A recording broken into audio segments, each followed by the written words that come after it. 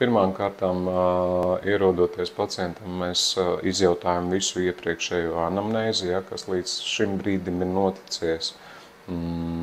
Tālāk, teiksim, par visām papildus slimībām, par medikamentiem, ko lietojam.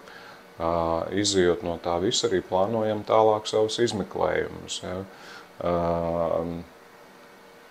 Šodien, teiksim, paveicām redzes pārbaudi, ja,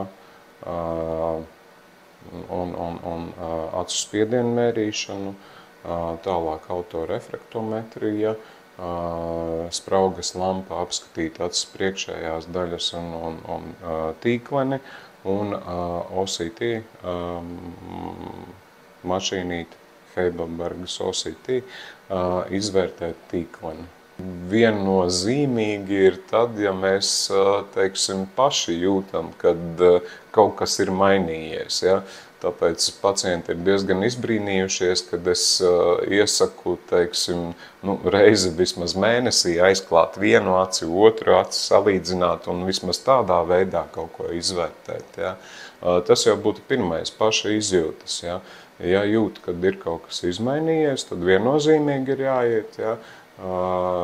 Kas vēl ir, ir atsevišķas vecuma grupas vai arī, teiksim, papildus saslimšanas, kurām vajadzētu regulāri kontrolēties, ja? Vai arī acu slimības, kurām būtu regulāri jāskatās līdzi. No lielām saslimšanām, protams, tas ir asinsspiediens, holesterīns, cukuriņš, ja? Kuriem vajadzētu reiz pa reizei paskatīties, ja? Kas notiekās ar acīm. Tad, teiksim, no acu slimībām, teiksim, glaukomai ļoti regulāri būtu jāstaigā un jāskatās līdzi.